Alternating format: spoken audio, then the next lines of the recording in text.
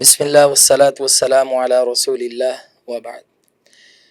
ناظرین، آج ہم جس موضوع پر دو عظیم شخصیات سے استفادہ کرنا چاہتے ہیں وہ موضوع نبی کریم علیہ الصلاۃ والسلام کے اوصاف اور محاسن کہ جس سے آپ سارے نبیوں سے ممتاز ہوتے ہیں اور آپ کی امت ساری امتوں سے ممتاز ہوتی ہے۔ میری مراد عقیدہ ختم نبوت اور عقیدہ ختم نبوت پر علماء اہل حدیث کا کردار کیا تھا، ان کی خدمات کیا تھیں، اس میں ہم تحریکی اور ہمہ جہت خدمات انشاءاللہ آج کے پروگرام میں ڈسکس کریں گے۔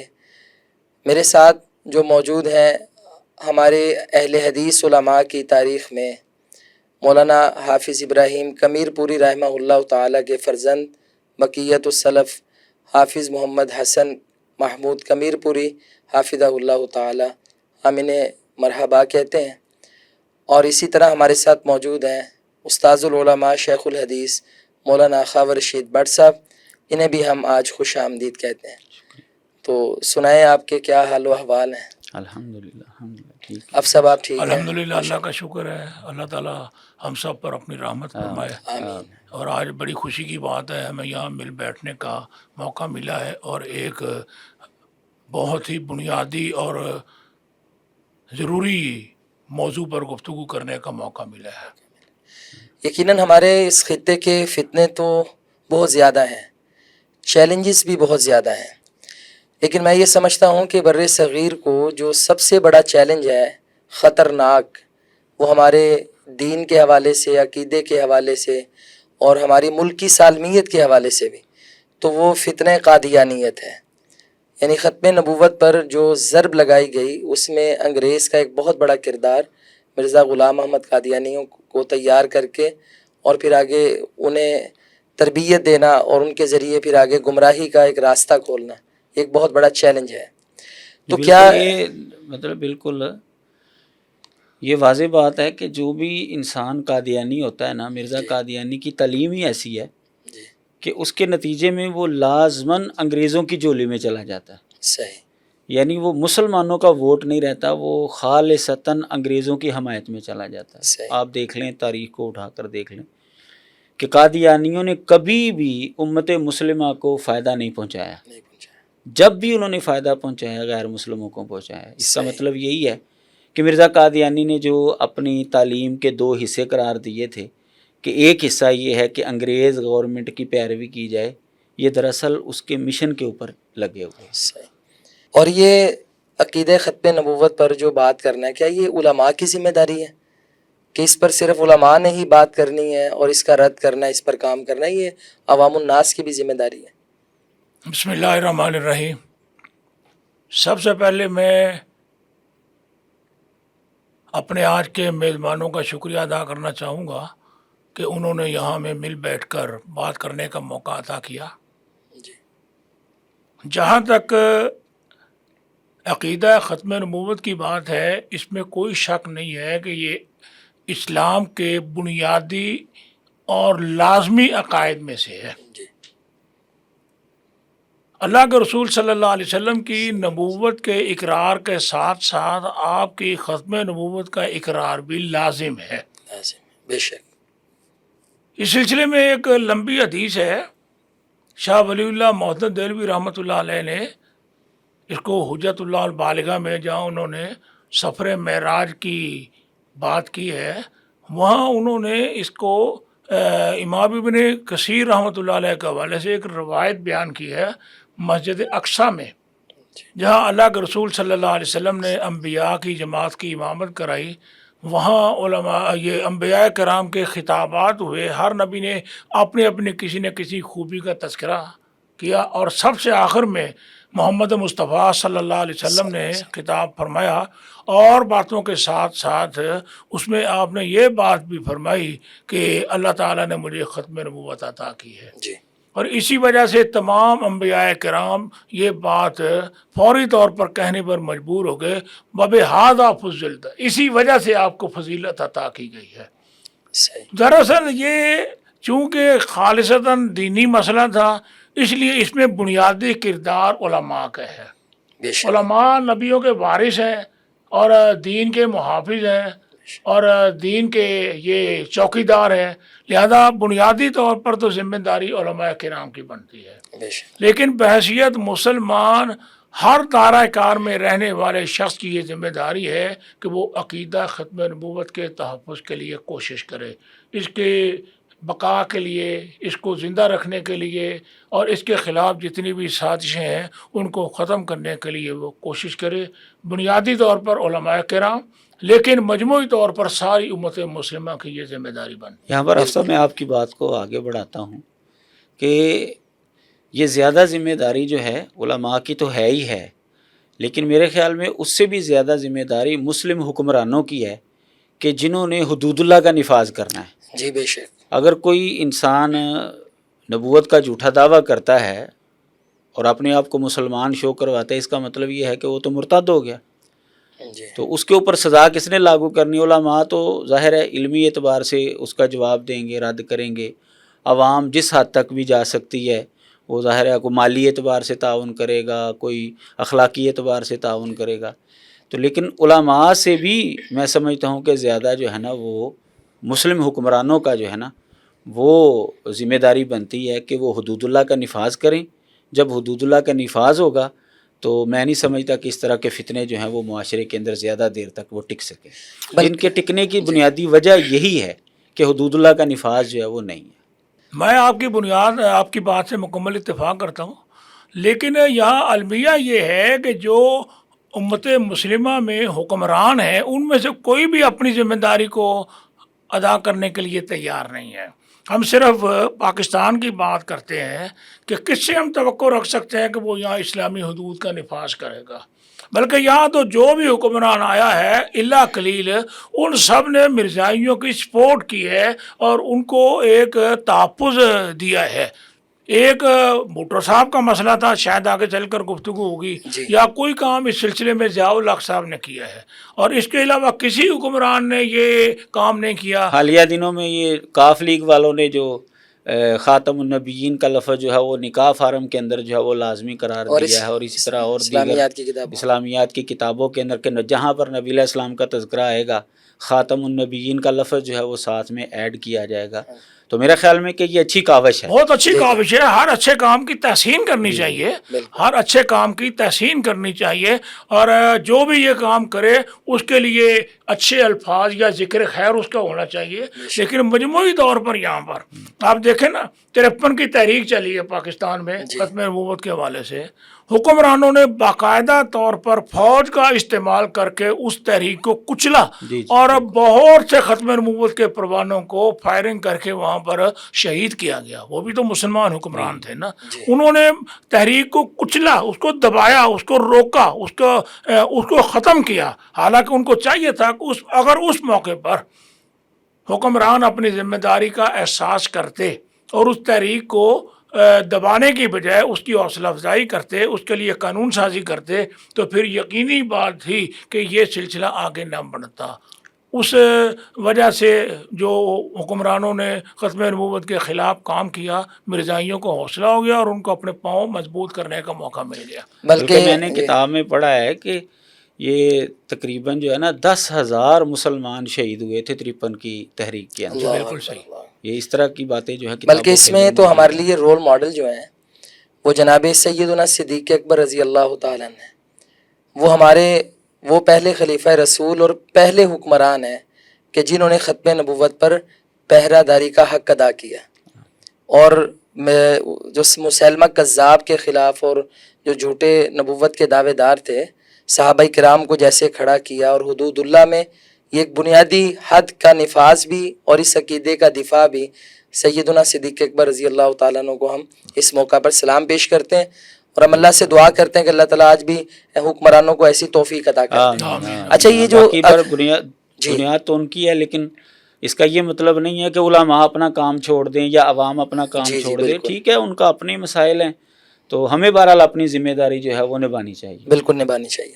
اچھا یہ عقیدہ ختم نبوت پر جو کام ہے، یہ قیام پاکستان سے پہلے بھی علماء کا کردار ہے؟ قیام پاکستان سے پہلے علماء کرام نے جب مرزا غلام محمد قادیانی نے مختلف پینترے بدل کر آخرکار اپنی نبوت کا اعلان کر دیا تو اس سلسلے میں سب سے پہلے میدان عمل میں آنے والے علماء اہل حدیث تھے. صحیح بالکل. اور سب سے پہلے مرزائیوں کے بارے میں غیر مسلم ہونے کا جو فتویٰ ہے وہ ہمارے بزرگ مولانا محمد حسین بٹالوی رحمۃ اللہ علیہ نے جاری کیا. انہوں نے ایک فتویٰ لکھا، سید نذیر حسین محدث دہلوی شیخ الکل فی الکل کی خدمت میں وہ پیش ہوئے. انہوں نے اس فتوے کی توثیق کی. پھر وہ فتویٰ علماء دیوبند، بریلوی علماء، شیعہ علماء، ان سب کے پاس گیا اور ان سب علماء کرام نے اس کی تائید کی اور اس فتوے کو انہوں نے درست قرار دیا. یہ پہلی کاوش ہے جو مرزائیت کے خلاف ہوئی ہے اتفاقی طور پر. اور تقریباً 200 علماء تھے، 200 سے زیادہ علماء 200 علماء بھی تھے اور اسی طرح سجادہ نشین بھی تھے. وہ سارے مل کر جو ہے انہوں نے اتفاقی طور پر.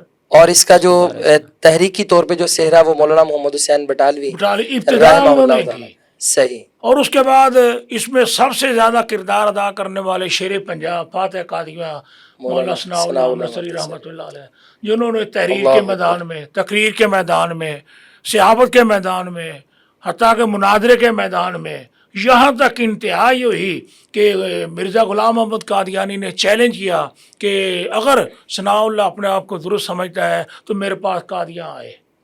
اور وہ اس کا خیال یہ تھا کہ یہ وہاں نہیں پہنچے. لیکن مولانا ثناء اللہ امرتسری رحمۃ اللہ علیہ، اللہ تعالیٰ پر اپنی کروڑا رحمت نازل فرمائے، وہ لمبا سفر کر کے وہاں پہنچے اور وہاں جا کر انہوں نے ان کو للکارا میں آ گیا ہوں اور آؤ میرے مقابلے میں. لیکن مرزا غلام محمد قادیانی چیلنج کرنے کے باوجود مولانا کے مقابلے کے لیے میدان میں نہ آ سکا. اب صاحب پھر اسی وجہ سے علماء نے متفقہ طور پر ان کو فاتح قادیان کا لقب دیا. اسی وجہ سے ان کو فاتح قادیان کہا جاتا ہے. اللہ اکبر. یعنی یہ قیام پاکستان سے پہلے کی داستان ہے اور یہ مرزا کی اگر آپ تھوڑا سا زندگی آگے کی جائیں داستان ہے. تو 1907 میں جو مرزا قادیانی نے مولانا کے خلاف جو بددعا کی تھی کہ ہم میں دونوں میں سے جو جھوٹا ہے وہ سچے کی زندگی میں مر جائے، مولانا ثناء اللہ امرتسری رحمۃ اللہ علیہ کے حوالے سے اس نے باقاعدہ نام لے کر یہ بات کی تھی. اور اس نے جو منہ سے بولا تھا کہ ہیضے کی موت مرے وہ یا طاعون کی وجہ سے مرے، قتل نہیں ہونا چاہیے وہ بندہ نا، وبائی مرض سے جو وہ مرے. تو 1907 میں اس نے یہ بددعا کی اور 26 مئی 1908 یعنی ایک سال کے اندر ہی جو ہے نا مرزا قادیانی ہیضے کی وجہ سے ہی مرا ہے یہاں لاہور میں برانتھر روڈ کے اوپر. یہ اس کے سسر کے حوالے سے کتاب لکھی قادیانیوں نے، حیات ناصر. اس کے اندر جو ہے باقاعدہ طور پر اس نے یہ بات لکھی ہے کہ میر ناصر نواب اس کا نام تھا اس کے سسر کا. تو اس نے کہا کہ جب حضرت صاحب رات کو بیمار ہوئے ہیں تو مجھے اٹھایا گیا، میں ان کے پاس گیا تو انہوں نے کہا میر صاحب وبائی ہیضہ جو ہے وہ عود آیا ہے، یعنی وبائی ہیضہ لوٹ آیا ہے. تو بس یہی اس کا آخری جملہ تھا جو صاف لفظوں میں سنا گیا. پھر اگلی صبح جو ہے مرزا قادیانی جو ہے وہ اس دنیا سے چلا گیا اور اپنے انجام کو جو ہے وہ پہنچ گیا. اور مولانا صاحب اور مولانا جو ہے نہیں اس کے بعد 40 سال اس کے مرنے کے 40 سال بعد 1948 میں جا کر یہاں سرگودے میں جو ہے وہ انہوں نے وفات پائی. تو یہ علماء اہل حدیث کا کردار الحمدللہ انہوں نے تحریری اعتبار سے بھی اور اسی طرح تقریری اعتبار سے بھی، مناظرے کے اعتبار سے. آپ حیران ہوں گے کہ مرزا قادیانی نے پوری زندگی میں کل 5 مناظرے کیے ہیں. اچھا. ان میں سے 2 مناظرے اس نے غیر مسلموں سے کیے ہیں، ایک ہندوؤں سے کیا ہے اور ایک عیسائی پادری عبداللہ اتھم سے کیا ہے. 3 مناظرے جو اس نے کیے ہیں نا وہ مسلمانوں سے کیے ہیں اور تینوں کے تینوں جو مسلمان علماء تھے وہ اہل حدیث تھے. مولانا محمد حسین بٹالوی رحمۃ اللہ علیہ سے مناظرہ کیا اس نے، مولانا، اور وہ تو ظاہر اہل حدیثوں کے سرخیل تھے اس زمانے کے. اسی طرح جو ہے مولانا بشیر احمد سہسوانی رحمۃ اللہ علیہ سے مناظرہ کیا. اور یہ نواب صدیق الحسن خان رحمۃ اللہ علیہ کے ادارے میں جو ہے یہ ہوتے تھے اور سید صاحب کے یہ شاگرد تھے اور بڑے جید علماء میں شمار ہوتے تھے. اور مزے کی بات یہ ہے کہ مولانا بشیر صاحب سے جو مناظرہ کیا مرزا قادیانی نے دلی کے اندر، یہ حیات عیسیٰ کے حوالے سے تھا. یہ ان کا من پسند موضوع ہوتا ہے قادیانیوں کا. اور 5 تحریریں طے تھیں، 5 ادھر سے تحریریں آئیں گی، 5 ادھر سے آئیں گی. تو جب مولانا کی تیسری تحریر آئی تو چوتھی تحریر سے پہلے مرزا قادیانی بھاگ گیا تھا. اس نے کہا جی نہیں میرا سسر بیمار ہو گیا میں جا رہا ہوں. حالانکہ اس کے بعد 2 مناظرے اور طے تھے.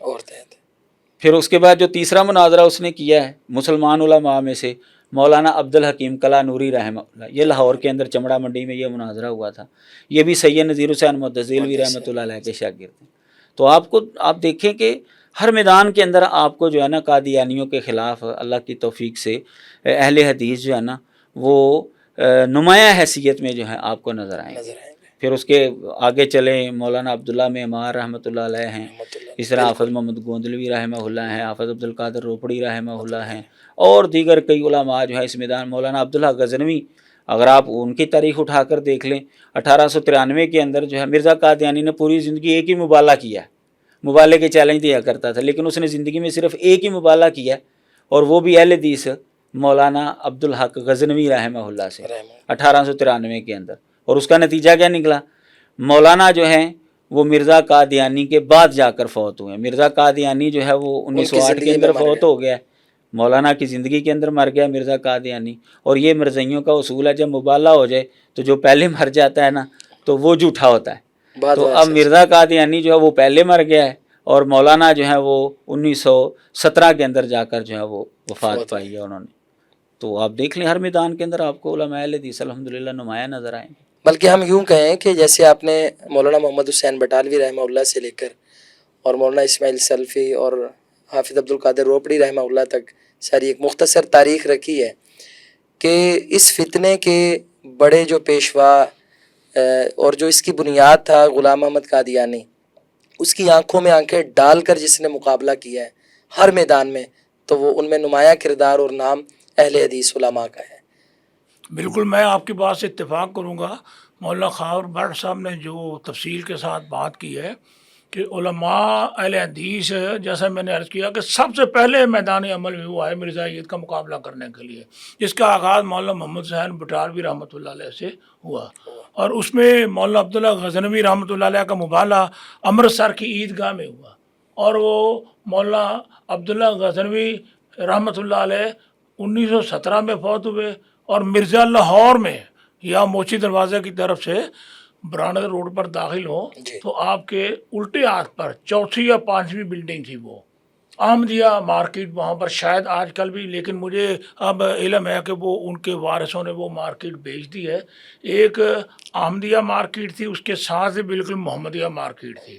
اس احمدیہ مارکیٹ کی چھت پر مرزا غلام محمد قادیانی آیا، ان کے سسر بھی ساتھ تھے، ان کی اہلیہ بھی ساتھ تھی، وہاں پر وہ اسی بیماری میں جو طے ہوا تھا طاعون، ہیضہ یا اس طرح کی وبائی بیماری میں وہ مرے تاکہ لوگوں کے لیے عبرت بنے، اور مرزا صاحب وہاں پر ہیضے کا شکار ہو گئے اور اسی بیماری میں ان کا انتقال ہوا۔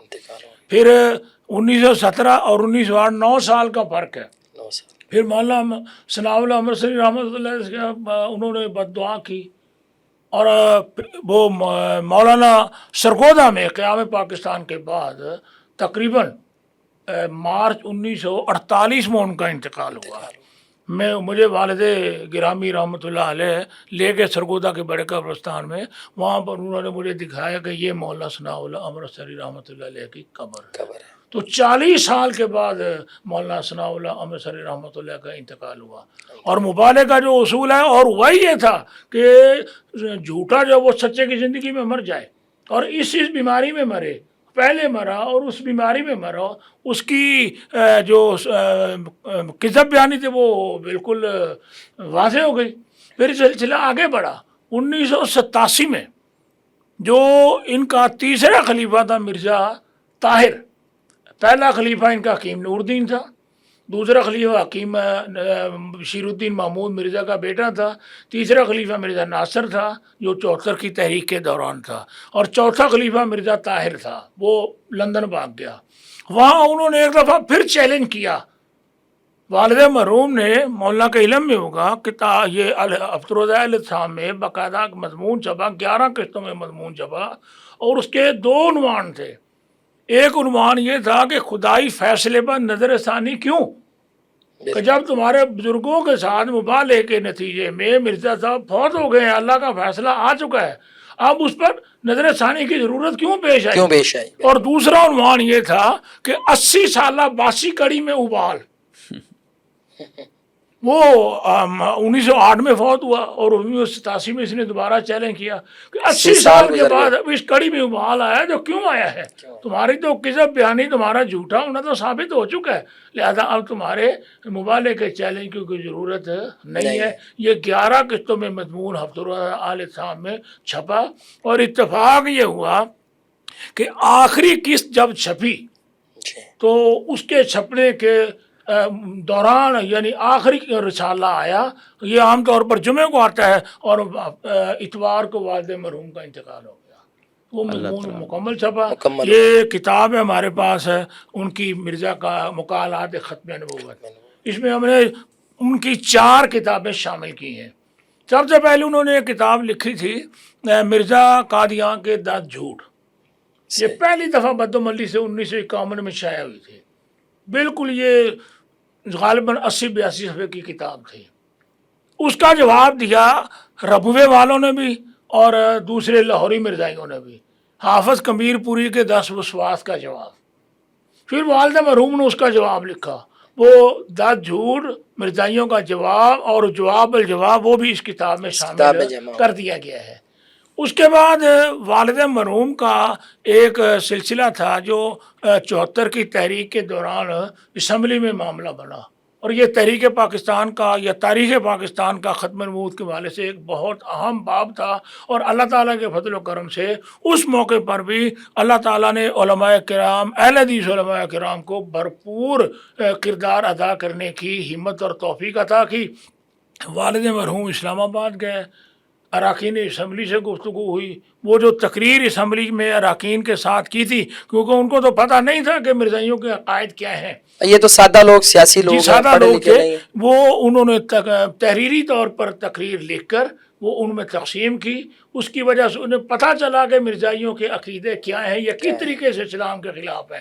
اس بنا پر پھر وہ مرزائیوں کے خلاف ووٹ دینے پر آمادہ تیار ہوئے۔ وہ تقریر اسمبلی کی کاروائی یہ اس میں شامل کر دی گئی۔ بلکہ میں نے تو صاحب میں پڑھ رہا تھا آج ہی، تو آپ کے والد صاحب کے حوالے سے میں یہ پڑھ رہا تھا کہ 1953 کی تحریک کے اندر بھی جو حوالہ جات تھے نا، وہ منیر کے جسٹس منیر کے سامنے جو پیش کرنے تھے علماء نے، اس کے اندر بھی حافظ صاحب کا جو نا بڑا ہاتھ تھا، کیونکہ ماشاءاللہ یہ بڑا علمی لیول تھا ان کا، اور قادیانیوں کی کتابوں کے اوپر ان کی بڑی مضبوط گرفت تھی۔ بلکہ شاید آپ نے لکھا ہوگا یہاں پر وہ واقعہ جب وہ مرزا ناصر نے ایک حوالے کے بارے میں کہا تھا، یا بختیار نے 1974 کی تحریک میں جب وہ حوالہ پیش ہوا تھا تو الفضل اخبار کا حوالہ دے دیا گیا تھا، تو اس نے بڑا شور ڈالا کہ الفضل اخبار تو 1914 میں شائع ہوا ہے اور مرزا صاحب فوت ہو گیا 1908 میں، یہ کیسے مرزا صاحب کی زندگی میں چھپ گیا؟ تو پھر حافظ صاحب نے وہ عقدہ حل کیا تھا کہ یہ حوالہ جو ہے اخبار البدر 1906 کا ہے۔ صحیح، بالکل، یہ اخبار البدر 1906 کا حوالہ ہے۔ تو پھر جو ہے نا وہ مرزا ناصر جو ہے نا وہ خاموش ہوا، پھر ایک مرتبہ تو یا بختیار جو ہے وہ خاموش ہو گیا، ظاہر ہے اس کا جواب آگے سے مضبوط تھا، لیکن پھر جب اگلے دن تیاری کر کے آئے اور پتہ چل گیا کہ یہ تو بڑی کذب بیانی سے کام لے رہا ہے، وہ کسی لکھنے والے سے وہ غلطی ہوگی، اخبار البدر کی جگہ پر اخبار الفضل جو ہے وہ لکھ دیا گیا، تو اس وجہ سے وہ پریشانی ہوئی۔ تو وہ حافظ صاحب نے الحمدللہ جو ہے وہ عقدہ جو ہے وہ حل کیا، اور بڑا مضبوط جو ہے نا وہ پوائنٹ جو ہے وہ رہا۔ میں مولانا محترم کی بات کو آگے بڑھانا چاہوں گا۔ اصل میں جو قادیان سے رسالہ تھا وہ البدر تھا، تو جب یہ پاکستان میں آ گئے تو یہاں سے انہوں نے الفضل رسالہ شروع کیا، اور وہ جو آخری سوال تھا، یہ اس میں سوال ہے ہمارے پاس ہے، یہ 26 سوال ہیں یہاں پر جو اس وقت والد گرامی نے، یہ خواجہ غلام سلیمان تونسوی تھے، یہ اسمبلی کے ممبر تھے، ان کے ذریعے یہ سوالات ہوئے، اور اس کے بعد یہ اللہ تعالیٰ ان علماء کرام کو جزائے خیر عطا فرمائے، 18 سوال اور تھے، اور آخری سوال جو فیصلہ کن ثابت ہوا اس میں وہ البدر کا حوالہ تھا، محمد پھر اتر آئے ہیں ہم میں، اور آگے سے بھی بڑھ کر اپنی شان میں، محمد پھر اتر آئے ہیں ہم میں اور آگے سے ہیں بڑھ کر اپنی شان میں، محمد دیکھنے ہو جس نے اکمل غلام محمد کو دیکھے قادیان میں۔ اس کا حوالہ یہ اخبار البدر کا والا ہے یہ، صحیح. اور 1906 میں شائع ہوا 1906 میں یہ شائع مرزا ہوا تھا. قادیانی کے جی. مرنے سے 2 سال پہلے اس کی زندگی میں شائع ہوا تھا یہ. مرزا صاحب نے اس کو قبول کیا اور لکھنے والے کو تحسین کی، اس کو شاباش دی کہ تم نے میری شان میں یہ بات لکھی ہے. صحیح. تو یہ اثر جب حوالہ آیا تو یا بختیار صاحب نے اس بات کو دوبارہ کہا کہ ہو سکتا ہے کہ یہ حوالہ غلط ہو، کہیں یہ بات واقعتاً ہے کہ سرے سے ہی نہیں ہے. تو مرزا ناصر کہنے لگا نہیں یہ بات ہے ہی نہیں، تو انہوں نے وہ حوالہ پیش کر دیا. تو اس پر وہ لاجواب ہو گیا اور مزید بحث کرنے سے اس نے معذوری کا اظہار کیا. اور یہ آخری سوال بھی ہمارے والد گرامی حافظ محمد ابراہیم کمیرپور رحمۃ اللہ علیہ کا تھا. اسی پر پھر وہ فیصلہ ہو گیا ان کا. یعنی اگر ہم بات کریں مرزا کے ساتھ، مرزا کے سامنے تقریری اور تحریری مناظروں کی، تو ان میں مولانا محمد حسین بٹالوی رحمہ اللہ سے مولانا ثناء اللہ مرتسری کا علماء کا گلدستہ موجود ہے. اور اسی طرح مولانا عبداللہ گرداسپوری رحمہ اللہ کا بھی واقعہ، اور وہ تو اپنی آخری زندگی تک یہ ماضی قریب میں سناتے رہے. تو انہوں نے جہاں پہ تقریری، تحریری اور مناظروں میں کردار ادا کیا، ہمارے علماء نے عوام الناس میں بھی، جلسوں میں بھی یہ عوام کو شعور دیا اور عقیدہ ختم نبوت کو اجاگر کیا اور قادیانیوں کی سرکوبی کی.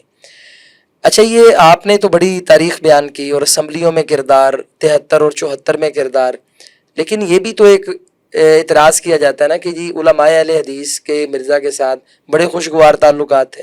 تو اس کا آپ کیا جواب دیں گے؟ بالکل یہ بات جو ہے نا بالکل صحیح ہے. علماء اہل حدیث کے مرزا قادیانی کے ساتھ خوشگوار تعلقات تھے، لیکن یہ اس وقت تھے جب وہ ابھی مسلمان تھا. صحیح. مولانا محمد حسین بٹالوی رحمہ اللہ اور مرزا قادیانی یہ دونوں بچپن کے دوست تھے.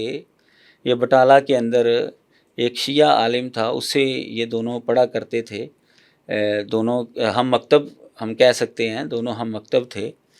تو اب یارانہ تھا، ان کا دوستی تھی. گو کہ مرزا قادیانی جو ہے وہ حنفی المسلک تھا اور مولانا جو ہیں وہ اہل حدیث مسلک کے ساتھ تعلق رکھتے تھے. لیکن احناف کا اور اہل حدیثوں کا دوستانہ تعلق جو ہے وہ تو آج بھی موجود ہے. مسلمان تو ہیں ہم سارے. اس وقت تو وہ مسلمان تھا. جی. اب ان کو تو نہیں پتا تھا کہ یہ جا کر مستقبل میں جب مرتد ہو جائے گا.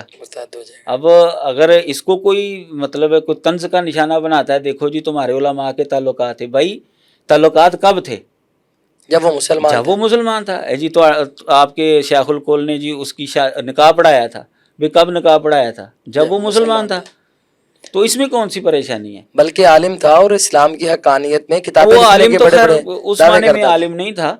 وہ اس کے بیٹے نے خود جو ہے وہ لکھا ہے سیرت المہدی کے اندر کہ میرا والد جو ہے نا وہ کوئی بڑا عالم دین نہیں تھا اور نہ ہی کوئی بڑا مناظر تھا. جیسے کہ میں نے بتایا کہ اس نے پوری زندگی میں 5 تو مناظرے کیے، لیکن اس کے بارے میں شور بہت زیادہ تھا. صحیح. کہ یہ جی بہت بڑا عالم دین ہے اور یہ ہو جائے گا وہ ہو جائے گا. اس کی کتابوں میں سے حیات مسیح کا مسئلہ نکال دیں، باقی آپ کو انگریزوں کی چاپلوسی ملے گی یا جہاد کا رد ملے گا. اور کیا ملے گا آپ کو اس کی کتابوں کے اندر. تو اب آپ دیکھیں کہ یہ بندہ جو ہے یہ اس وقت اہل حدیثوں کے تعلقات ہے جب کہ وہ مسلمان تھا. دیوبندی بھی اس کو مسلمان سمجھتے تھے اور جو بریلوی مکتبہ فکر کے ساتھ لوگ تعلق رکھتے ہیں یعنی پیر وغیرہ جو ہیں سجادہ نشین وغیرہ وہ بھی اس کو مسلمان سمجھتے تھے.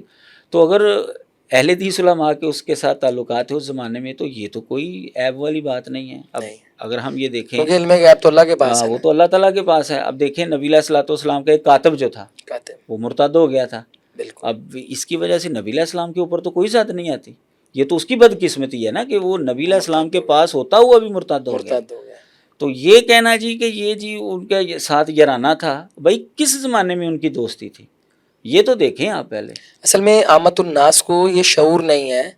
وہ یہ سمجھتے ہیں کہ شاید مرزا قادیانی جو ہے وہ پیدا ہوتے ساتھ ہی نبوت کا دعوے دار تھا، بلکہ وہ تو 1891 کے اندر جو ہے نا وہ جا کے اپنے دعووں کا آغاز اسلامی عقائد جو ہیں وہ شروع کیے. اور جیسا کہ حافظ صاحب نے بتایا کہ سب سے پہلے اس کے خلاف پھر کام کرنے والے بھی ان کے وہی بچپن کے دوست مولانا محمد حسین بٹالوی رحمہ اللہ، جن کی دوستی تھی انہوں نے اس کو پہچانا. ہاں اور کہ یہ آستین کا سانپ ہے. اچھا میں آپ کو یہ بھی بتا دوں کہ مولانا اپنی کتاب چھپوانے کے لیے ایک پریس میں گئے تھے. وہاں پر مرزا قادیانی کی وہ 2 کتابیں توضیح مرام اور فتح اسلام وہ چھپنے کے لیے آئی تھی، وہ چھپنے سے پہلے مولانا نے پڑھ لی، اور اسی وقت جو ہے مرزا قادیانی کو خط لکھا کہ تیرے عقائد جو ہیں وہ درست نہیں ہیں، وہ باقاعدہ خط و کتابت شروع ہو گئی، اور وہ اشاعت و سنہ کے اندر شائع، یعنی مولانا نے وہ کتاب کے شائع ہونے کا بھی انتظار نہیں کیا کہ اس کی کتاب مارکیٹ میں آ جائے تو پھر میں اس کا رد لکھوں گا یا میں اس کو سمجھاؤں گا، نہیں، وہ شائع ہونے سے پہلے ہی جو ہے نا وہ اس کے ساتھ خط و کتابت شروع کر دی۔ تو جب ان کو سمجھ آئی کہ یار یہ بندہ تو مرتد ہو چکا ہے، اس کا تو اسلام کے ساتھ کوئی تعلق نہیں، تو بالکل انہوں نے اسلامی حمیت کا جو ہے مظاہرہ کیا اور بالکل اسے بیزاری کا اظہار کیا اور کھل کر جو ہے اس کی مخالفت کی، صحیح۔ اچھا، یہ جو معاملہ ہے ہمارے اس خطے میں عقیدہ ختم نبوت پر، اور یہ قادیانی جو ہیں، عام طور پہ قادیانی کو پہچاننا ہو، مثلاً قادیانی کو ہم سوال کرتے ہیں بھی آپ قادیانی ہیں، احمدی ہیں، وہ تو اپنے آپ کو احمدی مسلمان کہتے ہیں، اور یہ جو ہمارا ڈش سسٹم جو ہے ہمارے ہاں، تو جن گھروں میں آج بھی ڈش لگی ہوئی ہے تو ان کا چینل آتا ہے اور لوگ عالم سمجھتے ہوئے لگا لیتے ہیں، تو یہ وہاں پر نا دھوکہ دیتے ہیں لوگوں کو، کہتے ہیں جی ہم تو نبی صلی اللہ علیہ وسلم کو خاتم النبیین مانتے ہیں، تو ان کو کسی مرزائی کو کیا اس بات پر مان لیں یا اس سے کیا پوچھیں، اس سے مرزا کی تکذیب کروائیں گے پھر وہ پتہ چلے گا یہ مرزائی ہے کہ نہیں؟ یہ ذرا آپ بتائیں اس کو پہچاننے کا طریقہ کیا ہے؟ اگر آپ ظاہری طور پر کسی قادیانی کو پہچاننے کی کوشش کریں نا تو ظاہری طور پر اس کی کوئی علامت نہیں ہے، جیسے آپ سکھوں کو پہچان جاتے ہیں، وہ ظاہر دور سے پتہ چل جاتا ہے یہ سکھ مذہب سے تھا، عیسائی کے گلے کے اندر جو وہ سلیب لٹکی ہوتی ہے وہ دور سے پتہ چل جاتا ہے کہ یہ مسیحی ہے، اس طرح کی کوئی علامت انہوں نے نہیں رکھی ہے۔ وہ مسلمانوں کو دھوکہ دیتے ہیں اور خود کو مسلمانوں کے اندر مسلمانوں جیسا ہی بنا کر رکھنا چاہتے ہیں۔ ان کا پتہ چلتا ہے ان کے ساتھ گفتگو کرنے کے بعد، جب آپ مرزا قادیانی کے حوالے سے گفتگو کریں گے نا تو پھر آپ کو پتہ چلے گا۔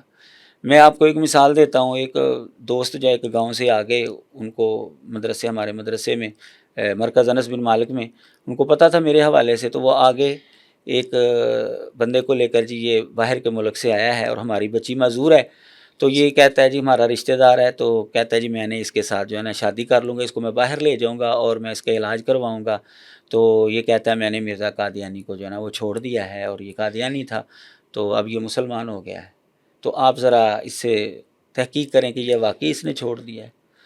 تو میں نے اس سے مختلف سوالات کیے، سوال کرتے کرتے جو ہے نا میں نے پھر اچانک اس سے پوچھ لیا، اچھا پھر آپ نے مرزا صاحب کو کب چھوڑا؟ تو وہ چونکہ بے ساختہ سوال تھا، نہیں میں نے تو نہیں چھوڑا ان کو۔ اچھا، اس میں پھنس گیا وہ۔ تو میں نے کہا بھائی یہ تو قادیانی ہے، یہ تو مسلمان نہیں ہوا، یہ تو جھوٹ بول رہا ہے۔ الحمدللہ پھر وہ معاملہ جو ہے ان کا جو ہے وہ بچ گیا، وہ سوال و جواب سے جو ہے نا ان کی سمجھ آتی ہے، ظاہری طور پر ان کی کوئی علامت نہیں ہے۔ بلکہ یہ جو اندر سے قادیانی ہو اور اوپر سے دھوکہ بھی دے، اس سے کہہ دیں بھی مرزا پہ ابھی لعنت بھیجو، کہو کہ وہ جھوٹا تھا، کذاب تھا، تو اس پر بھی یہ پھنسے۔ ایسے واقعات بھی ہیں، وہ یہاں پر بھی جو ہے نا وہ جھوٹ سے کام لے لیتے ہیں، ایسے واقعات بھی سامنے آئے ہیں۔ وہ کہتے ہیں جی مرزے کے اوپر 1000 لعنت۔ اچھا، جب وہ جس کو پتہ نا کہ یہ قادیانی ہے تو اس سے پوچھتا ہے یار تو مانتا ہے اس کو نبی اور تو نے اس پر لعنت بھیج دی؟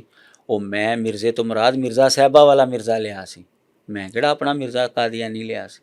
یعنی وہ اس طرح کی بھی حرکتیں جو ہیں وہ ان کے سامنے جہاں بھی دھوکہ دیتے ہیں، اصل مقصد ان کا دھوکہ دینا ہے۔ ابھی یہاں جہاد کی بات ہوئی تھی تو انگریزوں کو غلام محمد قادیانی کو کھڑا کرنے کی ضرورت بھی اسی وجہ سے پیش آئی کہ یہاں علماء کرام نے فتویٰ دیا کہ یہ ہندوستان دارالحرب ہے، یہاں پر جہاد ہونا چاہیے، تو انہوں نے جہاد کا سلسلہ ختم کرنے کے لیے مرزا غلام محمد قادیانی کی شکل میں جھوٹا نبی کھڑا کیا، اور مرزا صاحب نے باقاعدہ یہ فتویٰ جاری کیا کہ جہاد جو ہے وہ حرام ہو چکا ہے، موقوف ہو چکا ہے۔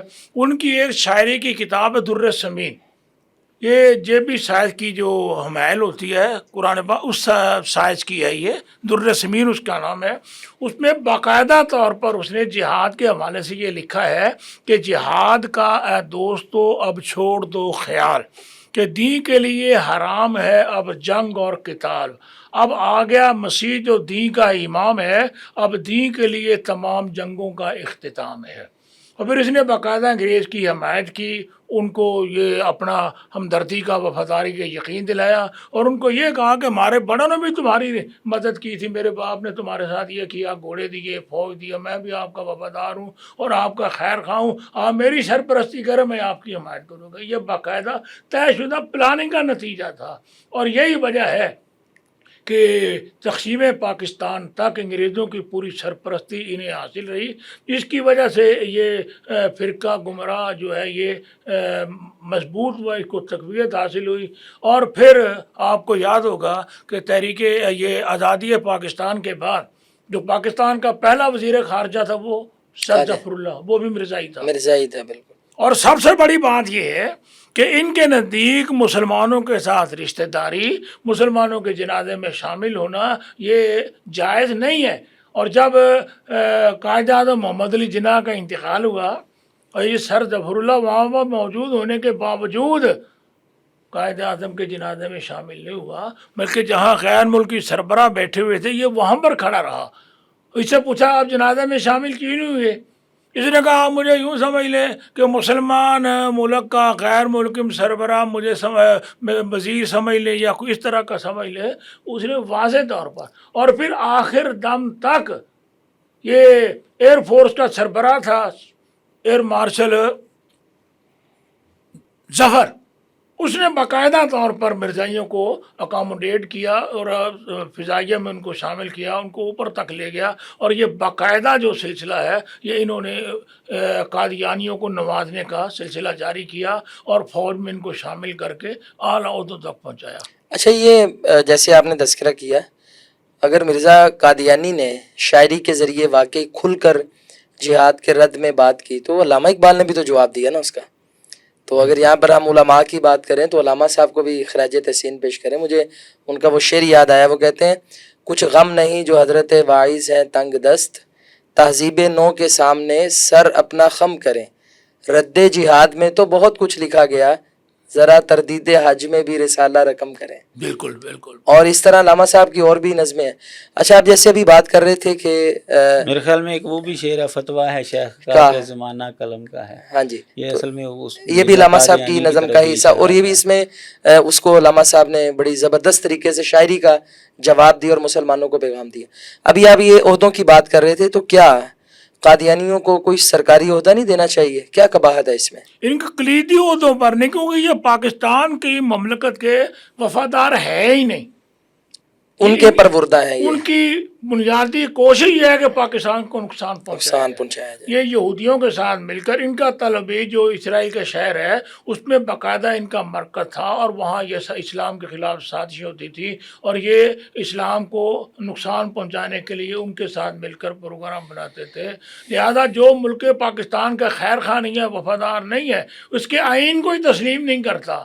پاکستان اسلامی جمہوریہ پاکستان ہے، اور ختم نبوت کا عقیدہ اب تو باقاعدہ طور پر دستور پاکستان میں شامل ہے، اور یہ بات بھی ضیاء الحق صاحب نے شامل کی تھی کہ اپنے آپ کو مسلمان نہیں کہلوا سکتے، یا اپنی عبادت خانے کو مسجد نہیں کہہ سکتے، یا وہاں عبادت کے لیے اذان نہیں دے سکتے، اپنی عبادت کو نماز نہیں کہہ سکتے۔ بلکہ اوتھ کے اندر بھی یہ بات بالکل، میں خاتم النبیین صلی اللہ علیہ وسلم پر ایمان لاتا ہوں، وزیر اعظم سے لے کر شامل ہے، اور پھر ایفیڈیوٹ لیا جاتا ہے اس پر۔ اچھا، یہ یعنی ان کو کلیدی عہدوں میں نہیں کرنا چاہیے؟ کلیدی عہدوں پر تو ان کو نہیں بھیجنا چاہیے، یہ چونکہ اقلیت ہیں، اور آپ کو پتہ ہے کہ اقلیت کا کوٹا جو ہے وہ مخصوص ہوتا ہے، بالکل، تو اس کے مطابق یہ آئیں، ہمیں کوئی اعتراض نہیں۔ اور یہ اصل میں جو ہے نا وہاں پر جھگڑا پڑتا ہے جہاں پر یہ مسلمان بن کر مسلمانوں کی سیٹوں کے اوپر آتے ہیں، اپنے آپ کو مسلمان شو کرتے ہیں۔ بالکل صحیح بات۔ اور یہ باقاعدہ 1974 کے اندر یحییٰ بختیار صاحب نے باقاعدہ یہ گفتگو کی تھی مرزا ناصر کے ساتھ، اور وہ لاجواب ہو گیا تھا، وہ ادھر سے نکلنے کی کوشش کرتا، وہ ادھر سے گھما کر بات لے آتے، پھر 3-4 دفعہ تکرار ہوا، پھر آخرکار مرزا ناصر کو ماننا پڑا کہ نہیں، یہ دھوکہ دہی ہے، اس طرح تو دھوکہ ہوتا ہے۔ تو یہ بالکل جو ہے نا، جب آئین پاکستان میں ان کو غیر مسلم اقلیت قرار دے دیا گیا تو پھر اس کے ان کے مطابق ساتھ جو ان کا حصہ بنتا ہے وہ لیں، وہ دیا جائے لیکن یہ اس کا مسلمانوں بتانا کو، جب یہ اپنے آپ کو اقلیت سمجھے، سمجھیں یہ بالکل. اپنے آپ کو اقلیت نہیں سمجھتے، وہ اپنے آپ کو مسلمان کہلواتے ہیں. مسلمان گلواتے ہیں. تو جب کہ مسلمان نہیں ہے، اقلیت سمجھیں، اس قانون کو تسلیم کریں، پھر یہ حقدار بن سکتے ہیں. لیکن جب یہ اپنے آپ کو اقلیت سمجھتا ہی نہیں ہے اور یہ اپنے آپ کو مسلمان سمجھتے ہیں اور حقیقت میں یہ مسلمان نہیں ہے، لہذا یہ اقلیتوں والے حقوق کے بھی حقدار نہیں ہیں. نہیں. ہاں یہ سینہ زوری، اور دوسرے لفظوں میں کہیں تو بد معاشی، یہ چوری نہیں اور چلے سینہ گی. بلکہ میں اس سے چوری آگے زوری، کی بات یہ آپ نہیں کو ہوگا. بتاتا ہوں کہ ان کے جو مرزئی سرکاری عہدوں پر ہوتے ہیں ساری زندگی وہ مراعات لیتے رہتے ہیں، مسلمان کی سیٹ پر بیٹھ کر پیسے لیتے رہتے ہیں. جیسے ہی وہ ریٹائر ہوتے ہیں تو اپنا پاسپورٹ چینج کرواتے ہیں کہ جی ہم احمدی ہیں، تو وہ اس کے اوپر جو ہے نا وہ باہر چلے جاتے ہیں.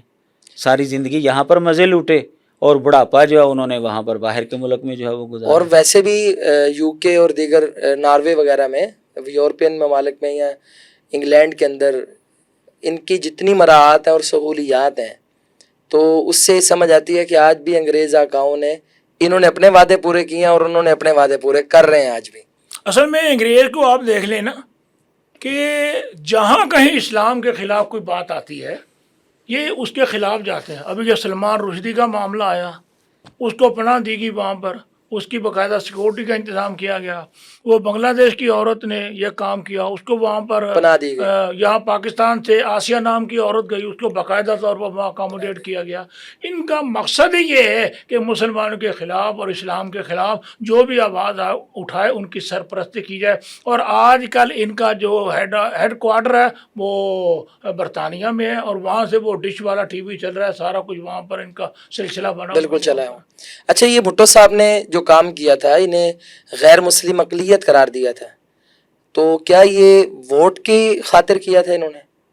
کیا بھٹو صاحب کے اپنے مفادات تھے یا واقعی کوئی دینی رمق تھی اور وہ ایک دینی مسئلہ سمجھتے ہوئے سنت صدیقی نبھانا چاہتے تھے؟ میں سمجھتا ہوں کہ اس وقت ووٹ کا مسئلہ تو تھا نہیں، تھا نہیں. کیونکہ وہ حکومت میں تھے، وزیر اعظم تھے، ان کا اسمبلی میں اکثریت تھی، سارا سلسلہ بلکہ تھا. ووٹ تو یہ قادیانیوں سے لے چکے تھے. قادیانی ان کے سیاسی حلیف اصل تھے. مسئلہ یہی تھا کہ جو اس وقت تحریک چلی ربوے میں، جو اسلامی جمعیت طلباء کے جو اسٹوڈنٹ تھے ان پر جو ظلم کیا گیا، اس کے نتیجے میں 1974 میں جو تحریک چلی، اس تحریک کا دباؤ اس قدر تھا کہ وہ بھٹو اس دباؤ کو برداشت نہ کر سکا اور وہ مجبور ہو گیا. اور دوسری بات یہ ہے کہ جو اراکین اسمبلی تھے انہوں نے بھی یہ بات باقاعدہ طور پر کہی کہ ہم آپ کے وفادار ہیں لیکن ہم کافر ہو کر مرنے کے لیے یہ تیار نہیں ہیں. آپ کو یاد ہوگا کہ فیصل آباد سے ایک ایم این اے میاں عطا اللہ تھے، وزیر ریلوے تھے، ماشاءاللہ ان کے چہرے پر سنت رسول تھی. انہوں نے باقاعدہ طور پر اور دوسرے اراکین نے بھی کہہ دیا کہ یہ ختم نبوت کا مسئلہ ہے، اس میں ہم آپ کا ساتھ نہیں دے سکتے، ہم مرزائیوں کو غیر مسلم اقلیت قرار دینے کے حق میں ہیں. اور اس دباؤ کی وجہ سے بھٹو صاحب مجبور ہوئے، پر ان کا ایک اچھا کام تھا، اچھا اس کی کام تھا. تحسین کرنی بالکل چاہیے. تحسین کرنی چاہیے. بالکل صحیح بالکل بات ہے. صحیح. ان کو بلکہ یہ آج جو قادیانیت نواز ہماری اسمبلیوں میں اور ہمارے سرکاری عہدوں پہ بیٹھے ہوئے ہیں، تو آپ نے جیسے ابھی تذکرہ کیا کچھ ایم این اے کا، تو میں سمجھتا ہوں یہ ان کے لیے عبرت کا مقام ہے کہ وہ دنیا سے چلے گئے، عہدے ہمیشہ نہیں رہے، لیکن آج انہیں اچھے لفظوں میں یاد کیا جا رہا ہے. اور یہ دنیا کی لالچ اور مراعات کی لالچ میں جو کچھ کر رہے ہیں، تو یہ سوچے کہ ہم روز محشر نبی کریم صلی اللہ علیہ وآلہ وسلم کو کیا منہ دکھائیں گے کہ ہم آپ کی ختم نبوت سے یوں غداری کرتے رہے. اچھا یہ معاشرے میں جو لبرل اور سیکولر طبقہ ہے، یہ اکثر یہ بات کہتا ہے کہ یہ علماء کرام جو ہیں ان کو کیا ہے، خام خواہ کا پروپیگنڈا بناتے رہتے ہیں، یہ خام خواہ کی سازشیں انگیج کرتے رہتے ہیں. یہ کیا، یعنی یہ علماء کا ساتھ دینے کی بجائے یہ علماء کے خلاف ہو جاتے ہیں؟ اصل میں بات یہ ہے کہ بھائی علماء کا کون سا قادیانیوں کے ساتھ کوئی جائیداد کا جھگڑا ہے؟ یہ بات تو ہے بالکل. کوئی ان کے ساتھ کوئی ہمارا مالی کوئی جھگڑا ذاتی اختلاف نہیں ہے، ہے. کوئی ذاتی اختلاف نہیں ہے. اصل میں بات یہ ہے کہ اچھا علماء کو آپ ایک سائڈ پر رکھیں، جو مسلمانوں کا جو سب سے لو لیول کا بندہ ہے، ہم فرض کر لیتے ہیں جو افیم چرس پینے والا ہے، بالکل باہر گلی میں بیٹھا ہوا ہے، آپ اس سے بھی جا کر پوچھیں یار مجھے بتاؤ، اگر کوئی بندہ یہ کہے کہ میں محمد صلی اللہ علیہ وسلم کے برابر ہو گیا ہوں یا ان سے بھی افضل ہو گیا ہوں یا ان کا اوتار ہوں یا میں ان جیسے فضائل میرے ہو گئے ہیں، تو مانے گا؟ کبھی نہیں وہ مانیں گے۔ جو سب سے جس کو ہم مطلب ہے کہ سب سے کم ترین انسان سمجھ رہے ہیں، اس کے اندر بھی ایمانی غیرت اتنی ہے کہ وہ بھی یہ کہے گا کہ یہ ہو ہی نہیں سکتا، نہیں ہو سکتا۔ میں کبھی ماننے کے لیے تیار ہی نہیں ہوں کہ میں کوئی بندہ نبی علیہ السلام کے برابر ہو جائے۔ یہ اپنے آپ کو مرزا مسیح قادیانی کہنا کا شروع کر دعویٰ دیں، یہ کچھ ہے، کہنا شروع کر دیں۔ اب جو سب سے لو لیول کا بندہ ہے وہ ماننے کے لیے تیار نہیں، تو علماء بھائی کیسے مان جائیں گے؟ صحیح علماء بات نہیں مخالفت کریں گے تو اور کون کرے گا؟ علماء نہیں سمجھائیں گے لوگوں تو اور کون سمجھائے گا؟ یہ اصل میں گمراہ لوگوں کا ایک وتیرہ ہے۔ اب دیکھ لیں جتنے بھی گمراہ فرقے ہیں یا جتنے بھی گمراہ کرنے والے لوگ ہیں، سب سے پہلا ہتھیار ان کا یہ ہے کہ عوام کو علماء سے متنفر کر دو، متنفر کیا جائے، بالکل کیونکہ علماء نہیں تو ان کو سمجھانا ہے بالکل۔ کہ بھئی یہ فتنہ ہے، اس سے بچ کر رہو، یہ ان کے دلائل ہیں، یہ اس کا رد ہے۔ جب علماء سے متنفر کر دیا جائے گا تو وہ کس سے سمجھیں گے مسئلہ؟ کسی سے بھی نہیں، وہ گمراہ ہو صحیح جائیں گے۔ بات ہے، بالکل۔ تو یہ اصل میں ان کا بنیادی ہتھیار ہے، علماء کے خلاف جو اس طرح کی باتیں کرتے ہیں۔ اور یہ بات یاد رکھ لیں، ہمارا کوئی ان کے ساتھ ذاتی جھگڑا نہیں ہے، بھئی دینی جھگڑا ہے۔ وہ مرزا قادیانی کو کافر کہہ دیں، نبی علیہ الصلوۃ والسلام کے ختم نبوت پر اسی طرح ایمان لیں جس طرح کہ قرآن اور حدیث نے کہا ہے، تو ہم ان کو اپنے پاس بٹھانے کے لیے تیار ہیں، بالکل ہمیں صحیح تو بات کوئی ہے۔ اعتراض نہیں ہے۔ بلکہ ہمارا اختلاف مرزا قادیانی کے دعوے کی وجہ سے، بلکہ جو لوگ علماء کے بارے میں ایسا پروپیگنڈا انگیج کرتے ہیں، ہم ان کو دعوت دیتے ہیں کہ آپ مرزا کے دعوی پڑھیں ذرا۔ جس بندے کے اندر بھی ایمان ہے نا، وہ جیسے جیسے ایک بڑی سازش کے تحت سٹیپ بائی سٹیپ وہ اعلانات کرتا گیا، اور معاذ اللہ مرزا کو نبی پاک علیہ الصلوۃ والسلام سے بھی افضل کئی ایک مقامات پر ابھی قرار جو دیا آفا گیا۔ صاحب شعر پڑھ رہے پڑھے ہیں تھے اخبار البدر میں، ہاں جی، محمد پھر اتر آئے ہیں ہم میں اور آگے سے ہیں بڑھ کر اپنی شان میں، محمد دیکھنے جس نے اکمل غلام احمد کو دیکھے یعنی وہ قادیان نبی میں، کریم صلی اللہ علیہ وسلم کو ہی کہتے ہیں کہ یہ اگلا روپ، یہ جیسے ہندوؤں کا عقیدہ ہندو کا آواگون کا ہے، آواگون کا عقیدہ اور اوتار یہ فلانا دوبارہ اوتار پیدا ہو گئے ہیں، اور یہ جو دوبارہ پیدائش ہے یہ پہلے محمد سے افضل ہے، کیونکہ 1200-1300 سال گزر کے آئے ہیں اب، تو اتنے سالوں میں بلکہ شان اس کی اور بڑھ گئی کتاب ہے معاذ خطبہ اللہ۔ الہامیہ، اس نے یہ بات ان لکھی لوگوں ہے۔ کا جو علماء کرام کے خلاف یہ ذہن ہے، اس کی وجہ یہ ہے کہ علماء دین کے چوکیدار ہیں، ان کے غلط عقائد، غلط اقدامات اور غلط معاملات میں رکاوٹ ہے۔ بالکل صحیح بات ہے۔ چونکہ عوام میں ان کا ایک مرتبہ مقام ہے، ان کو دعوت و تبلیغ کا ایک ایسا پلیٹ فارم حاصل ہے جس کا انکار نہیں کیا جا سکتا۔ وہ علماء کو سمجھتے ہیں کہ یہ ہماری راہ میں رکاوٹ ہے، اس لیے وہ یہ کوشش کرتے ہیں کہ علماء کے بارے میں لوگوں کے ذہنوں میں نفرت ڈالی جائے، ان کو متنفر کیا جائے، علماء کے کردار کو مجروح کیا جائے، تاکہ یہ جو رکاوٹ ہے یہ دور ہو جائے۔ جہاں تک بات ہے عام مسلمان کی، مولانا بٹ صاحب نے فرمایا ہے کہ ایک عام آدمی، اب دیکھیں بے عمل، بے نمازی ہے، بے عمل ہے، وہ مسجد میں کبھی نہیں آیا، لیکن جب ناموس رسالت کا مسئلہ ہوگا، یہ خاکے چھپے ہیں، یا کارٹون چھپے ہیں، یا کوئی اور ایسی بات ہوئی ہے، تو سب سے زیادہ سب سے آگے وہی لوگ ہوتے ہیں جو دین سے دور ہوتے ہیں۔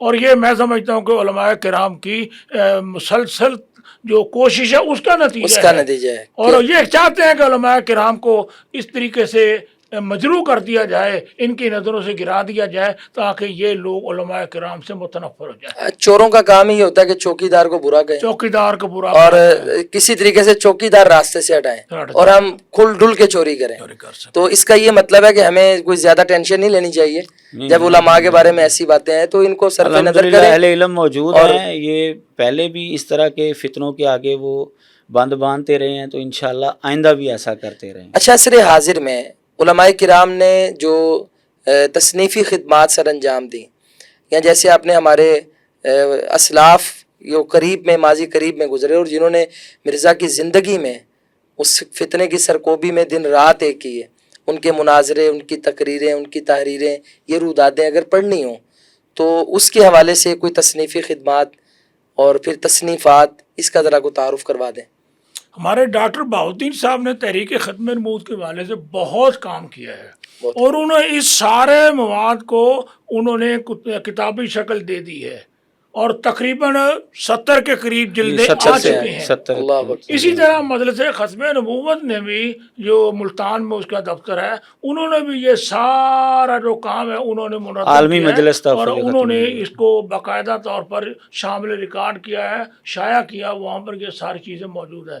علماء اہل حدیث میں، جیسے میں نے ابھی عرض کیا کہ पहले उलमा में मौलाना मोहम्मद हुसैन पटेल भी रहमतुल्लाह अलैह, मौलाना सनाउल्लाह नसरी रहमतुल्लाह अलैह, मौलाना इब्राहिम मीर सियारकोटी रहमतुल्लाह अलैह, उनकी किताब है शहादतुल कुरान बेआलन निदा अन्नल मसीहा रुफिया हय्युन इला समा, इतनी शानदार किताब है वो। और इसी तरह मौलाना अल्लामा एहसान रही शहीद रहमतुल्लाह अलैह, आस अब्दुल कादिर रोपड़ी रहमतुल्लाह अलैह, मौलाना मोहम्मद हुसैन शेखपुरी रहमतुल्लाह अलैह, और आज के दौर में फैसलाबाद में मौलाना बैजुल्लाह लतीफ़ साहब है और दीगर उलमा और किराम बल्कि हम मतलब ज़्यादा दूर ना जाएं तो हमारी टेबल पे मौलाना खबर जी, शीख खबर साहब भट्ट है साहब बैठे, माशाल्लाह। मैं इनका नाम और लेने वाला था। और मैं तो ये कहूँगा कि हमारे जो तलबा हैं और उनके लिए उस्ताद मोहतरम से हम गुजारिश करेंगे कोई ऐसा शॉर्ट सा कोर्स बनाएं कि तालिब इल्म दूर दराज से मदारिस से इकट्ठे हो गए हैं, तो हम 2-3 दिन के अंदर अंदर यानी उनको कोर्स ऐसा करवा दें कि उन्हें हाव नाव मालूम हो जाए। खत्म नबूवत के खत्म हवाले से नबूवत पर जिसे हम अकीदा, रिफ्रेशर कोर्स कहते हैं, रिफ्रेशर तरबीती कोर्स है, ये बहुत कहते हैं, ज़रूरी है। मुख्तसर कोर्स कहते जी, हैं। इसके लिए मैंने ना एक किताबचा तरतीब दिया हुआ है, वो जो कादियानी आम मुसलमानों से सवाल करते हैं ना चलते जी फिरते, जी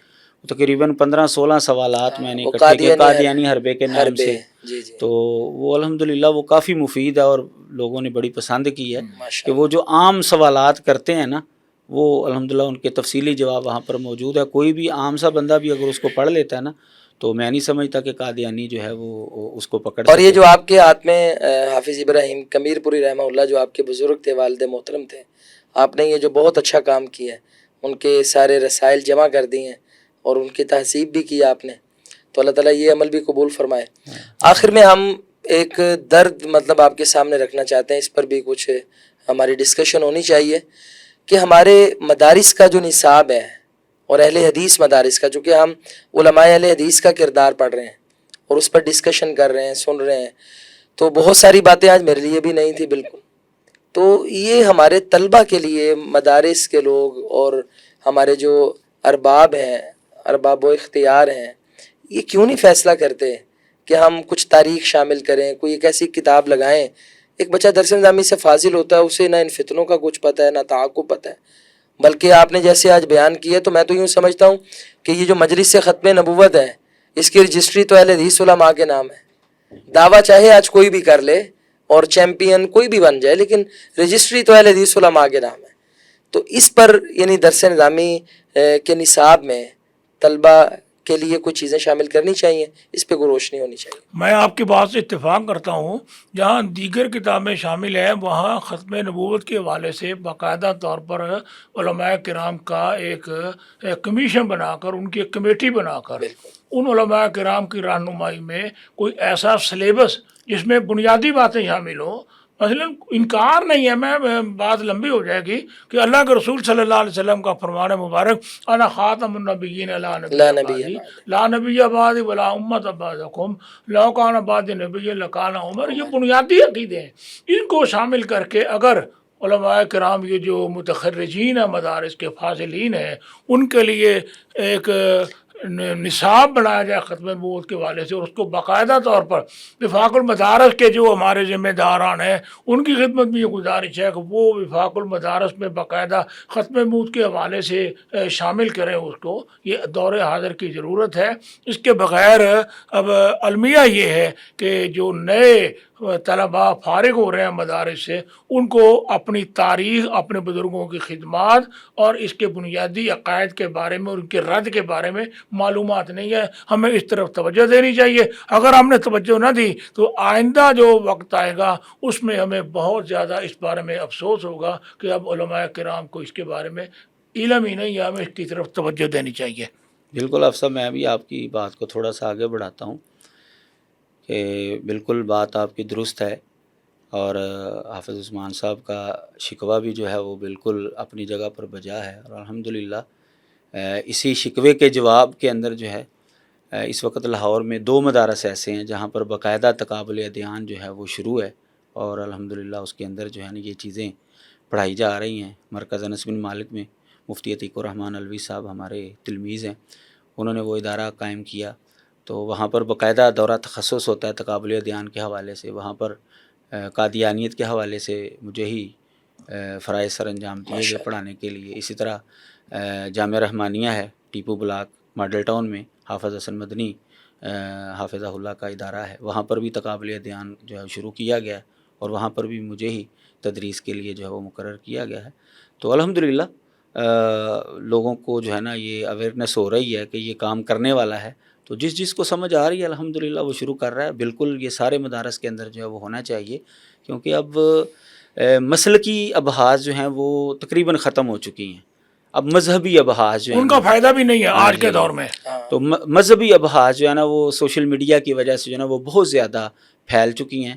تو خاص طور پر طلباء کو اس پر توجہ دینی چاہیے، ارباب اختیار کو اس کی طرف توجہ کرنی چاہیے کہ ہم اپنے بچوں کو یہ چیزیں سکھائیں، اس فتنے سے آگاہ تاکہ کریں. فتنوں سے ظاہر آگاہ کریں گے تو پھر وہ اس جب کا باہر تعاقب نکلیں کریں گے گے. تو پھر اس کا مقابلہ کر سکیں. یونیورسٹی میں ایم اے کی سطح پر جی تقابل ادیان کا مضمون شامل ہے بالکل. لیکن اس میں یہودیت ہے، عیسائیت ہے، سکھ مذہب ہے، جین مذہب ہے، کنفوشیزم ہے، ہندو مت ہے، زراٹرنزم ہے، بالکل. یہ مذاہب ہیں، لیکن اس میں ختم نبوت کا کوئی اس میں ذکر خاص نہیں ہے. ذکر نہیں ہے بالکل. نام و نشان تک نہیں ہے. دوسرے سارے مذاہب ہیں لیکن ختم نبوت کے والے اس میں کوئی بات شامل نہیں ہے. بلکہ ابھی ہم نے جتنے علماء کا ذکر کیا تو ہمیں یقیناً خراج تحسین پیش کرنا چاہیے مولانا محمد اسحاق بھٹی رحمہ اللہ کو، جنہوں نے اکثر علماء کرام کی سیرت اور سوانح جب قلم بند کی تو ختم نبوت پر جو کردار ہے وہ بڑا واضح بیان کیا. ان کا بھی ایک بڑا کردار ہے. اگر طلبہ اور ہم جیسے طالب علم ان کی کتابیں مسلسل پڑھیں تو اس میں بھی ہمیں چیدہ علماء کا کردار اور ان کی تصانیف کا تعارف مل سکتا ہے. بہت شکریہ آپ کا. اللہ تعالیٰ استاد محترم خواہ رشید بٹ صاحب کو اور حافظ حسن محمود قمیر پوری صاحب کو، ہمارے ان بزرگوں کو لمبی صحت والی زندگی عطا فرمائے کہ آپ سب ہم بیٹھے اور اس پر ہم نے ڈسکشن کی، اور اللہ تعالیٰ اس کو مفید بنا دے اور صدقہ جاریہ بنا دے، ہماری بھی اصلاح فرمائے اور سامعین و ناظرین کو بھی اس کے بارے میں پڑھنے کی، سننے کی اور اس فتنے کا تعاقب کرنے کی توفیق عطا فرمائے. والسلام علیکم ورحمۃ اللہ وبرکاتہ.